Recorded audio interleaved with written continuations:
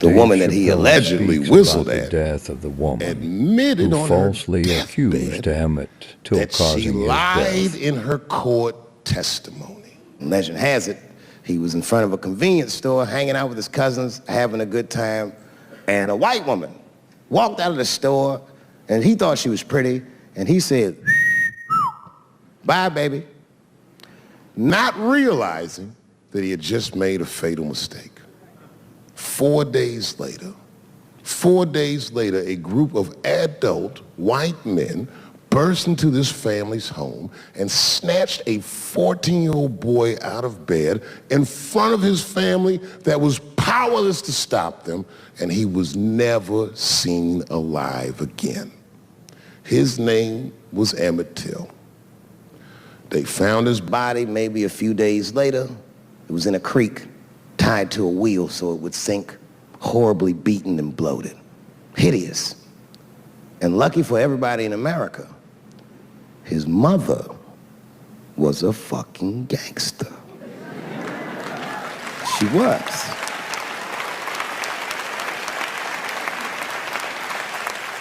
If you can imagine, in the very midst of a mother's worst nightmare, this woman had the foresight to think about everybody. She said, "Leave my son's casket open." She said, "The world needs to see what they did to my baby." And every publication here in the United States, from Jet magazine all the way to the New York Times, had this boy's horribly bloated body on its cover. And if our civil rights movement was a car, this boy's dead body was premium gas. This was a very definitive moment in American history where every thinking and feeling person was like, ugh, we gotta do better than this. And they fought beautifully, and here we all are.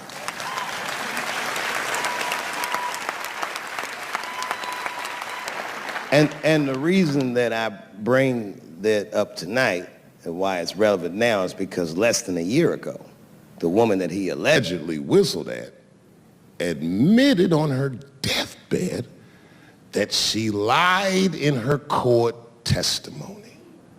And you can imagine when we read that shit, we was like, ooh, you lying ass bitch. Was furious. But that was my initial reaction. And initial reactions that we all learned as we get older are often wrong or more often incomplete. They call this phenomenon standing too close to an elephant. The analogy being that if you stand too close to an elephant, you can't see the elephant. All you see is its penis-like skin. You gotta step back and give it a better look. And on stepping back and thinking about it for a few moments, I realized that it must have been very difficult for this woman to tell a truth that heinous about herself at any point in her life, even the very end. And I was grateful that she had the courage to tell it before she left this world, because it's an important truth and we needed to know.